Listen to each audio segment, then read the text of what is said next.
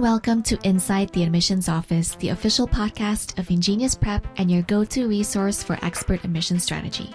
My name is Jillian, and I'm excited to be your guide through this wild ride of college admissions. Each episode, I'll bring you insights from former admissions officers who know the ins and outs of getting into your dream school and their firsthand experiences reviewing applications.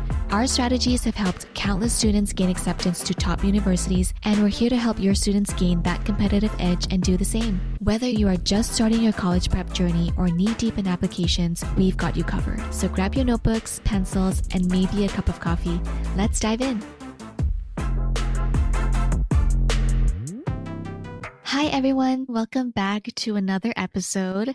So today's episode is a little bit different and I think you're going to love it. We're hosting an Ask an FEO panel where we'll hear real stories, advice, and answers straight from a group of former admissions officers. They'll be diving into some of the most asked questions you all have about college applications and the admissions process. Now, if you've got any questions that you're itching to ask, just email them over to me. My contact info and all the details are right in the show notes, and we're just so excited to help you navigate every step of this journey. And for those of you tuning in for the first time, welcome. Today we've got three amazing guests with us, all here to share their insights on what really makes a difference in applications. So without further ado, let's kick things off with introductions. Abby, would you like to start us off? Sure. Hi, everyone. My name is Abby Cockstein. I'm a former admission officer with InGenius Prep, and then my full-time role is I work at the University of Pennsylvania. I work in the School of Engineering and Applied Sciences right now, working with graduate students in the admission process. And I actually just started that role probably 2 months ago at this point. Before that, I've been at the university in different capacities for about 8 years in various admission offices, including undergrad, some of our specialized summer high school programs, and also graduate school as well. That is my professional background. And before working at Penn, I studied psychology in undergrad, and I continued on to get my master's in higher education from Penn while I was working at Penn. So I have both sides of that admission process. Amazing. David, let's go with you next. Sure. My name is David. I've been working with InGenius for a little over 5 years full time. And so I'm starting my 6th application cycle with our 11th graders, soon to be rising seniors. Prior to working with InGenius, I worked with the Brown University Admission Office, which is also my alma mater. I went to Brown as a history and biomedical ethics dual concentrator, and then I went to Cornell Law School, where I went into the Navy as a judge advocate for a while. I worked for the federal government, I worked in private practice, and ultimately I transitioned from law into higher education and worked for a number of universities in the Boston area, which is where I'm from originally, doing career advising, pre-law advising, academic advising, and then ultimately admission advising for veterans. Fantastic. Thank you. And last but not least, Ben, take it away. Hi, I'm Ben Jackson, went to Harvard for undergrad and stayed on as an admissions and financial aid officer. After that, that's where I got my admissions officer experience. I then went on to do a JD MBA at Stanford, and now I am working in finance at a smart home tech company. I've been with InGenius for about, I guess this is my 3rd cycle coming up. So working with 10th, 11th, and 12th graders on their college admissions process. Thank you all for being here. I'm so excited to dive into these questions and get your expert insights. Okay, so college application season is officially upon us. We've been getting tons of questions around this. When it comes to the Common App, what should students be doing now to prepare, especially those aiming for regular decision deadlines? Yeah, I'll kick it off. So I think it's really important to get acclimated with what the Common App is, what is asked on it, what will be expected of you to be filling in and completing. And the Common App website actually has a ton of really helpful information, sample applications. You can see the outline of what the Common App is and what the different sections are. So I think it's really important to at least get started and acclimating yourself to what is coming your way shortly. Now let's dive into a very juicy question and kind of get into a fun debate. When it comes to standing out in the admissions process, which do you think packs the biggest punch? The main essay, the personal statement, or the supplemental essays? I'd love to hear all of your insights and on how each actually contribute to a student's application. From a Brown perspective, I would say the supplemental essays. I read a lot of personal statement essays that were okay, they were well, but they look like they were pretty glossy and heavily edited. I didn't really know how much of it was the student's work and how much of it was parents, teachers, advisors. And sometimes it didn't tell me that much about the student, even if it was well written. But I think through the supplemental essays, I could learn why would Brown be a good fit for that student? Why would we want to have that student on the Brown campus? Or the opposite, if they just don't get it, like they just don't understand what Brown is about and why Brown is different from other schools, peer Ivy schools. In my opinion, the supplemental essays were really key. Like you had to have a perfect score on those to have a serious shot at admission, whereas your personal statement could be good, but wouldn't have to be anything special.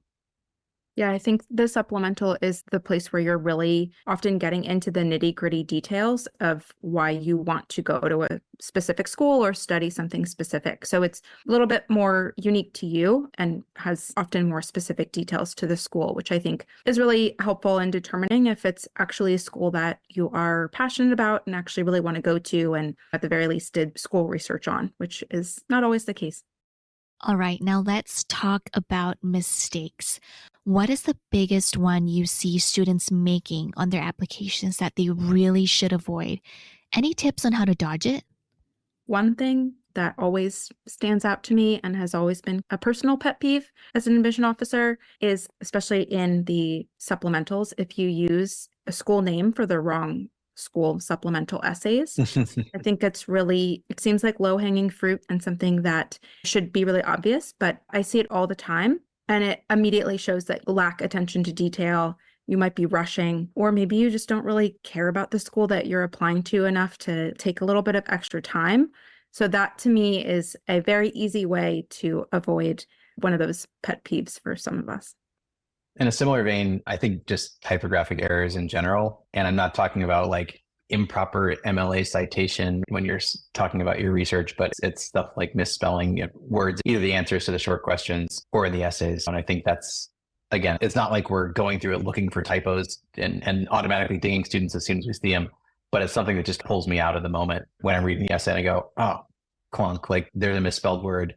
And now I'm thinking about, gosh, is this person like, is there a lack of attention to detail? Is the language skill not as strong? Is it really just there's like a last minute edit and they reverse their fingers? It could happen to anybody, but it's more distracting than an automatic flag. And that's the kind of thing that if that weren't there, I wouldn't have even thought about it. I think for me that it's not so much like a technical error or mistake. It's like a tone or a theme, which is if I feel it's very monotone or monolithic, that the student is focused just on one subject, like all academics everywhere all the time. Because I feel like, one, that student might not be a good fit for a particular university. In my case, it was for Brown, but also just as part of the campus community, what are they going to contribute? Sure, they're a good student, they'll study, they'll do well in their classes, but are they going to be a good classmate? Are they going to be a good lab mate? Are they going to be someone that I want on my intramural sports team or my a cappella group? And those qualities don't always come through in some of the applications that you read because they're like hammering on the same point over it. And that's not necessarily an effective way to capture the reader's attention. Along the same vein, so many students feel the pressure to get every detail of their application just right. With resumes, extracurriculars, and even essays being such key pieces, what are some of the top strategies to help students build a standout resume, choose activities that really resonate, and craft those essays that make an unforgettable impression? I think one thing that helped me that I've advised my students to do is keep a journal throughout high school. And this can start really at any age, especially to middle school, high school. Keeping a personal journal and writing regularly forces you to practice writing. It forces you to reflect on your experiences, and it may lead to approaching the world in a more sort of thoughtful and intentional way, which leads to making good choices, coherent choices around how you're spending your time in extracurriculars, and then gives you some practice with the tool that you're ultimately going to use to translate that experience into the profile that we're going to see. Because again, all applicants are full three-dimensional people with 17 or 18-year lives at that point. We're only seeing what you choose to share with us. And so the more practice you have in finding those notes, those moments, those points to make about yourself, the more introspective you can be, the more you can learn about yourself as you grow, the easier it's going to be for you to translate that into something that helps us get to know you. I think it's also really important to, especially thinking about compelling essays, extracurricular activities specifically, I think it's really important to work to find things that you're genuinely interested in and potentially want to pursue. We can usually tell pretty quickly as admission officers, like when something is just on your resume because you felt like it would look good versus something that is authentically brings you joy and some sort of like excitement. And I think that lends itself really well in also personal statement or supplemental writing. If you're speaking to something that you can have that authentic voice and talk about it in a really passionate way, that comes through so strongly compared to just ticking boxes and doing things because you feel like they will look good, and they might, but if you can't really speak to it, we can tell usually pretty quickly. So now I'm curious about each of your processes, especially when you're reviewing application materials. Do you go through them in order they appear on the Common App? Is there a specific order that works best for you? For me, I would always read the activities list first, but I've quickly learned that everybody has their own style and there's no sort of right way to do it. Just for me, I felt like I knew what the students spent their time doing after looking through the activities and honors list. So I would start there, and then I would usually move to the recommendations, the teacher recommendations, the guidance counselor recommendations, because then I'd get a sense of what this person was like in their school environment. And then after that, then when I would get a sense of who they are and what they did, then I would look at the other parts of their application, but honestly, not in any particular order. It was just like however the spirit moved me at that particular time, but that was how I would usually approach it. I often like to start at letters of recommendation. I think it's the number one place in your application that you really only have so much control over. And I think a lot of information about students can really be gleaned based on how others view them. And I think it really helps. Usually it really helps to mold like a really positive and enlightening overview of who you are, yes, as a student, but often as an individual and as like a more holistic human. And not to throw a wrench in the works, but I always started with numbers, test scores, transcripts. I think that was just it was a quick way to get a frame around the academic piece of the application, which for better or for worse is ultimately going to be the biggest filter. And then moving on from there to the detail and the nuance. And it's not like the first numbers would rule out a ton of people, but it was a quicker way to get like a sense of the application. And that leads perfectly into my next question. Now that Harvard has joined other schools like Yale and Brown in adopting test optional policies, do you think this trend could eventually make standardized testing a thing of the past? I think it's this ever-changing area, as we can see. It's only really pretty recent that standardized test score requirement has been removed, pretty much because of COVID. And I tend to think that increasingly it will start coming back at more and more schools because I think there's like an overload of applications for many schools. And that's one way to decrease some of those numbers and make it a little bit more doable to review applications. And so I think everyone should be preparing for standardized tests. And if they decide to apply to schools where some schools are still test blind, they don't accept scores at all. But I think many schools will continue to require them or have them be optional, in which case they're often still viewed highly. Yeah, I agree that the test optional or test blind seems like an experiment. And I think we all did this back before test optional was even a thing that anybody would consider. But in my view, it's something they wanted to try. They tried it. They decided it's probably not a great idea. And I think the pendulum's swinging hard back to standardized test scores. I would agree with that. I think we might see more, in addition to returning to testing, we might see more optional options, so that there are some schools that you can pick from combinations of things like AP scores and things like that. We might see that, but I think there will be more of a yardstick. I think one trend that I've noticed recently is this view that having the test scores is a good way to compare that applicant to their high school peers, because through the school profile, which they get from the guidance counselor, the admission officer can see, oh, these test scores maybe aren't as strong as some of our other students, or maybe they're not up to our mean or higher, but this student did really well compared to their peers in their high school. And that is meaningful, but it still requires you to take the test and submit scores. Now, shifting to AP courses, how many do you think is ideal for students? Also, do you consider post-AP courses to be on the same level as AP classes in terms of admissions? I think there is often this concern around a perfect amount of APs that I notice like a lot of students ask about. And I tend to not like giving a one concrete answer because I think it depends on so many different things. There are many schools that do not offer any AP opportunities, and I've seen students from those schools still get into top universities. There are schools that offer a ton of APs, and in which case, yes, the expectation there is if your school offers APs, you should very likely be taking APs. The goal is really not a specific number, but more, will your guidance counselor indicate that you are taking the most rigorous courses available to you when you are submitting your college applications? It's one thing, obviously, to get really good grades when you're in high school, but if you are just taking the easiest classes and getting good grades, that's not super special. But if you are taking really rigorous courses, including APs, IB, even some schools it only goes up to honors, that is taking those classes and doing well is going to be more important and more kind of competitive. I like to not focus on a specific number because it depends on the resources available to you, what else you're doing. I've also worked with some students who don't take APs, but they are dual enrolled at a local college. And so they're still able to show their college readiness without the AP resources that they don't have access to. Yeah, I would agree that the most important thing here is we're looking to make sure that the student has taken advantage of the resources available to them. In a lot of places, that's as many AP courses as the school offers that they can reasonably fit into their schedule and also get good scores in. We don't want to see 2s and 3s across the board either. Take as many as you can while keeping those AP test scores high. For those students who are looking at liberal arts programs, does it really matter if a student has 4 years of foreign language instead of 3? And if their school only offers 3 years, would you recommend finding an additional Spanish course elsewhere to help boost your application, for example?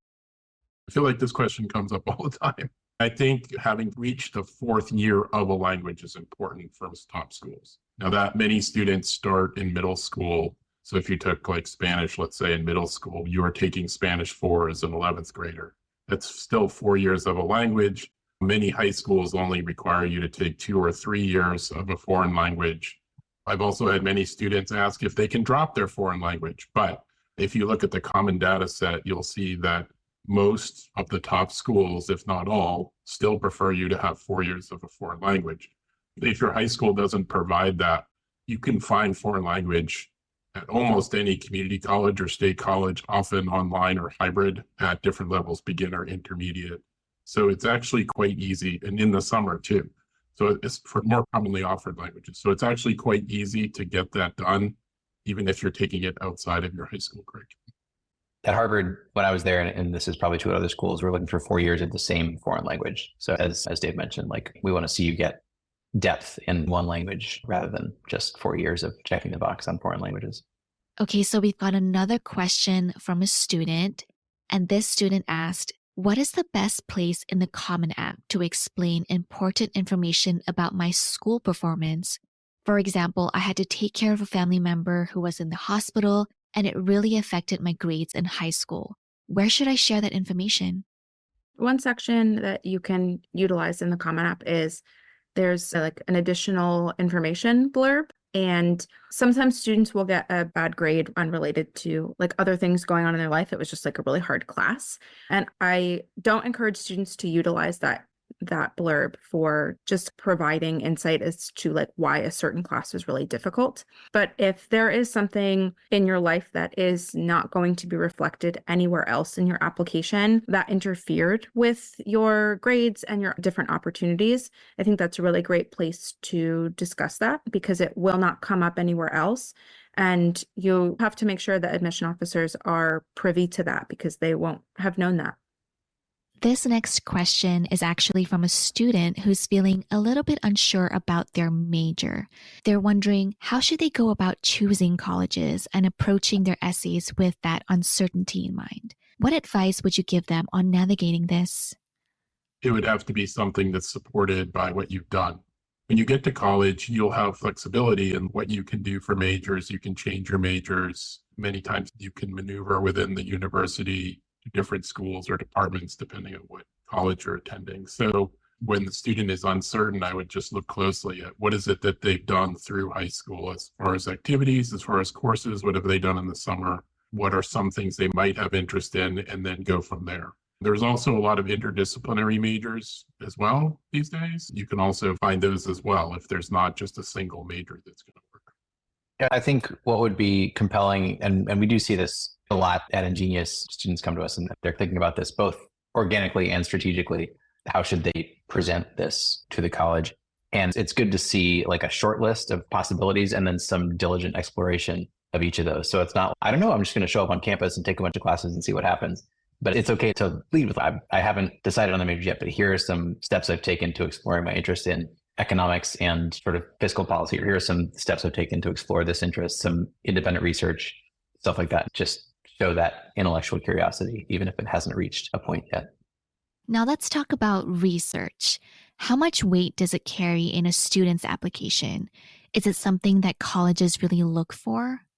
Quality research with a university professor, I think, does carry a lot of weight, especially if that professor can write a recommendation that this person is doing research at a college level, although he or she is only a junior in high school.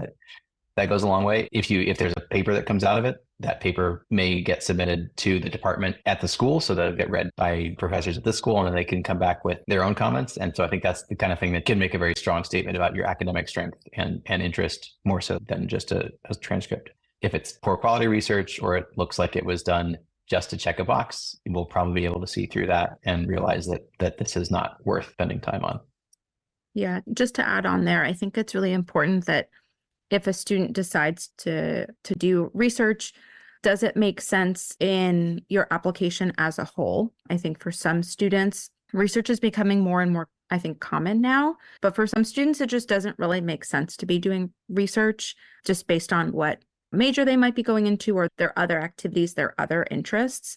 So I would really echo what Ben said about if it is not something that you want to do or potentially go into, or it's not related to your actual interests, there are other extracurriculars that you can go into. You really do not have to just check the research box if it's not organic to the rest of your application.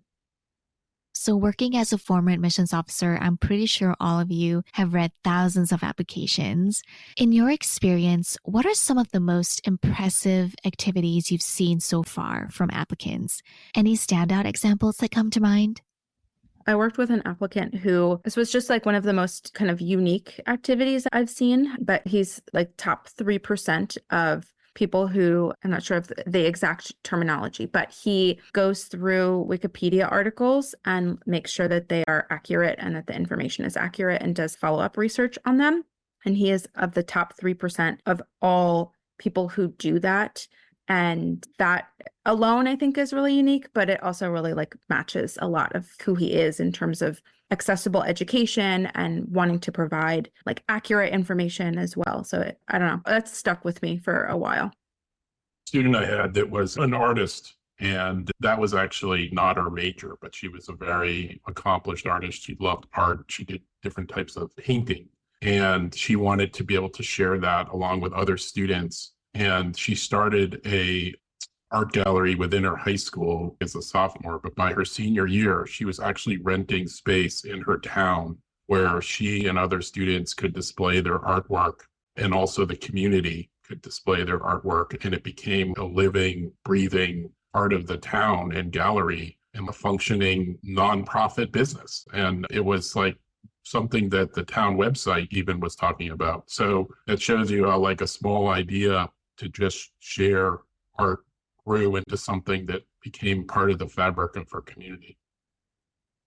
I guess a formal extracurricular activity, but one that I remember is an applicant. It was STEM focused academically. I forget if it was computer science or physics or something, and wrote their personal statement about creative writing. This person was like a world builder. So they'd create fantasy worlds with like climate and language and all this stuff that was totally just unique to that world.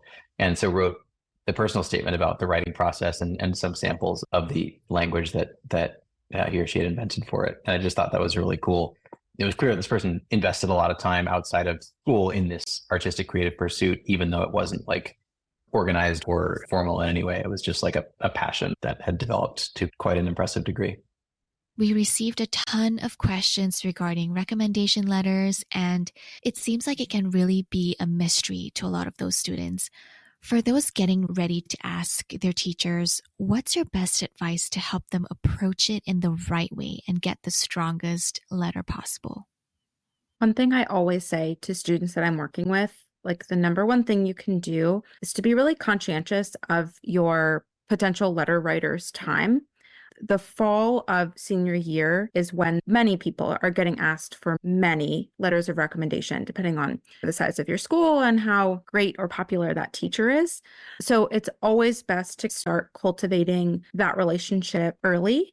Again, depending on if you're able to take multiple classes with that person or you're only taking a class with them your junior year or planning to take one your senior year, it's really helpful to cultivate that relationship if you're able to, just to make it a little bit more organic. You can share with them what you do outside of school, like who you are as a person, not just this view they have of you in the classroom. That way, it's, again, like a little bit more of an organic and holistic letter of recommendation. And then you can also have those conversations and start asking those questions early. So if you performed really well in a class your junior year and you really know you want one of your teachers to write you a letter of recommendation, have those conversations at the end, like the spring of your junior year, and let them know that you would love it if they wrote you a positive letter of recommendation. If it seems like you're having this conversation and they are not reacting in like maybe a really positive or even excited way, it might be better to consider who else you might have write your letter of recommendation. It's important to not just have letters of recommendation, but to have like really strong positive ones. And that is not always the case. So you really want to make sure that they will be like your number one cheerleaders in your application, because letters of recommendation are super important. One suggestion I have as a practical matter is, unless your guidance counselor is brand new to the high school, in which case you can ask a colleague of theirs, ask them who writes the good letters, because they actually see the letters. So they'll know, oh, Mr. and Miss so-and-so, they write amazing letters, or this person is a great teacher, but their letters are boilerplate. So a lot of times they can give you some tips about who to ask. And that may not be in a subject that you would necessarily have considered, but you always want the strongest letters.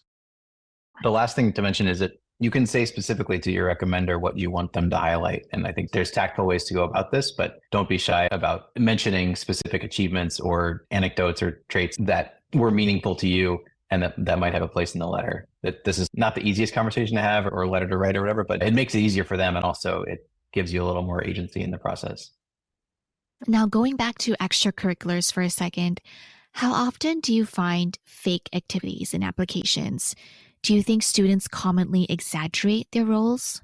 I've seen more so the latter. So I have seen a lot of the times where students will exaggerate the amount of hours that they're doing different activities or involved in different clubs or playing different sports. And it's always important to be honest because we see so many applications. So we generally know what is maybe typical, what is doable.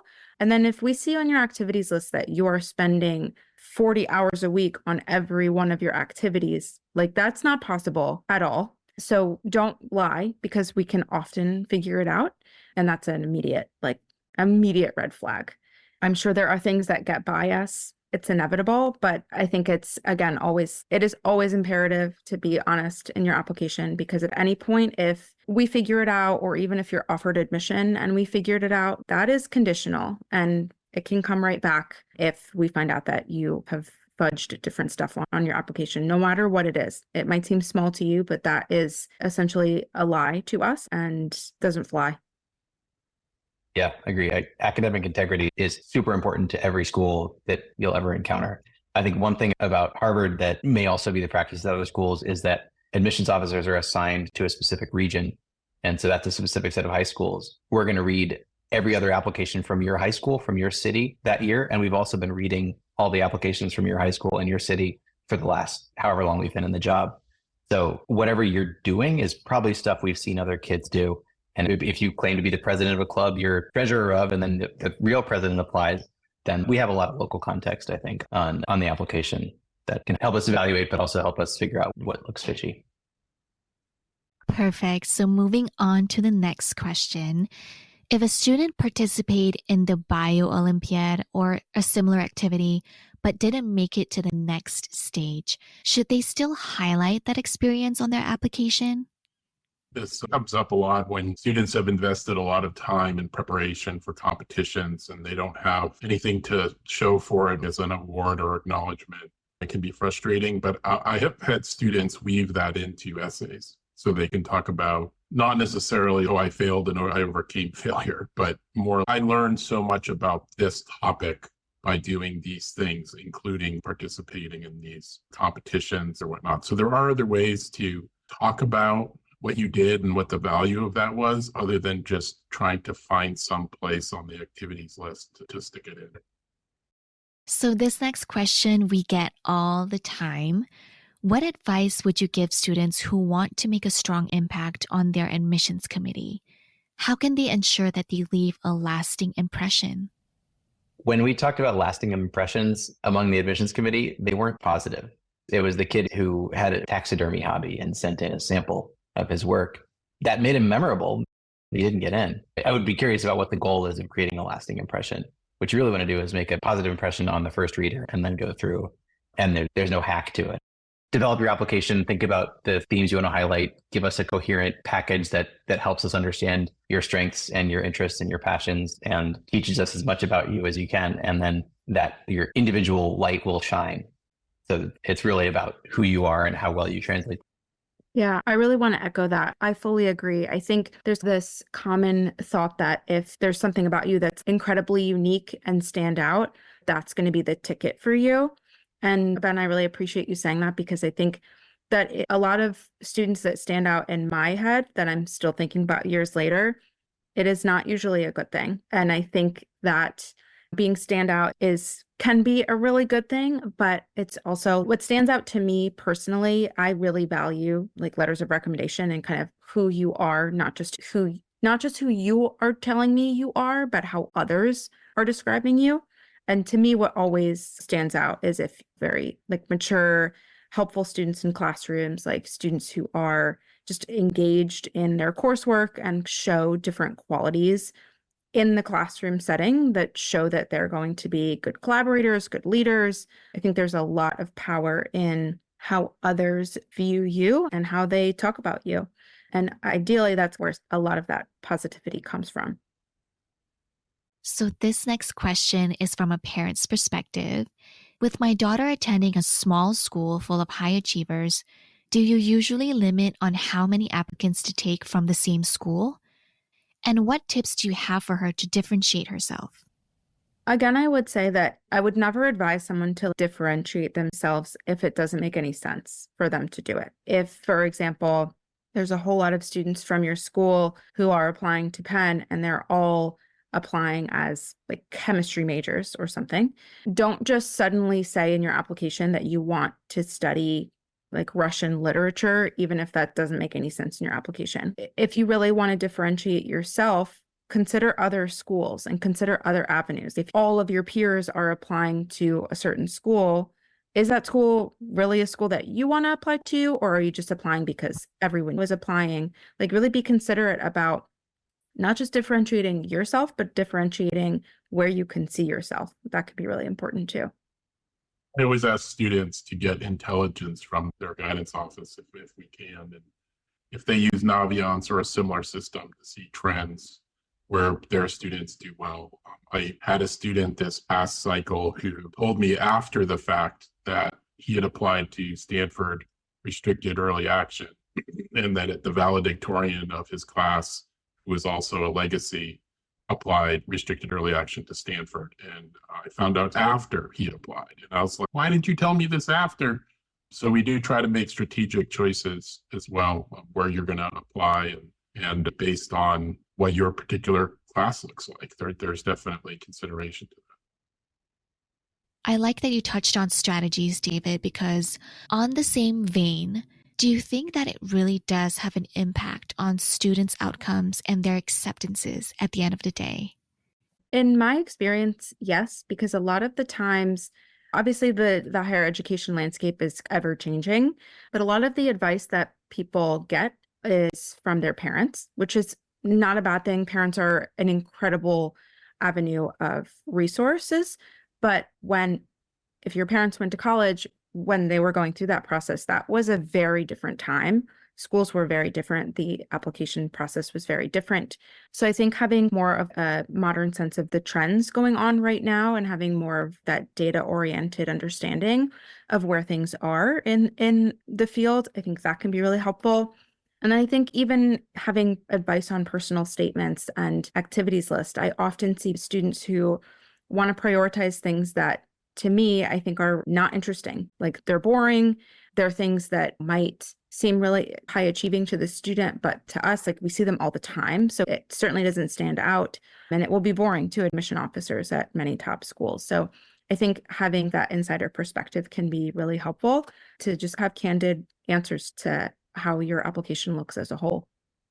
Yeah, I think there's a lot of advice on the internet too, a lot of blog posts and Reddit threads and stuff. And I'm sure there's good material in there. It's hidden amongst a lot of trash, as there is with any topic.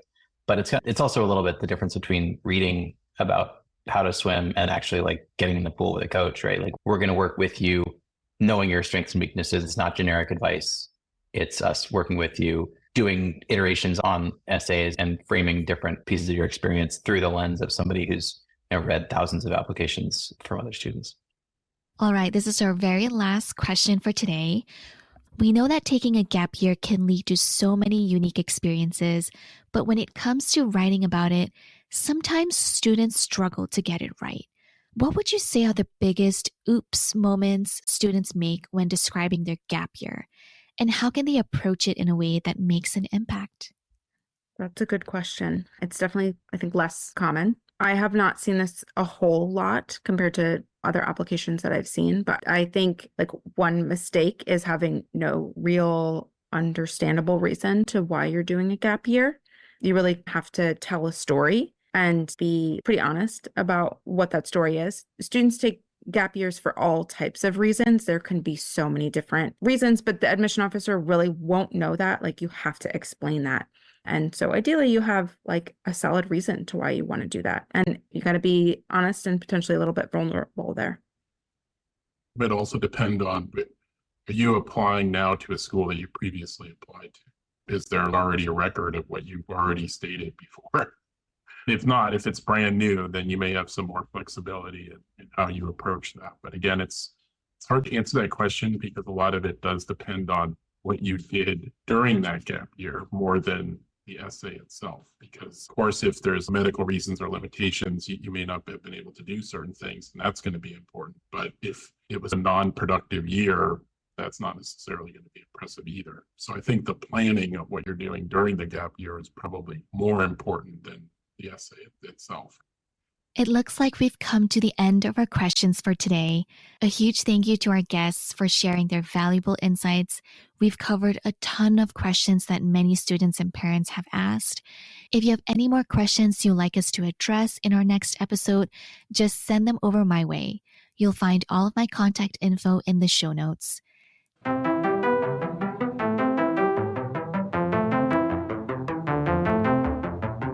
Thank you so much for joining us today. And if you would like to speak to one of our experts, you can set up a complimentary strategy call with one of our enrollment counselors by following the link in our episode description.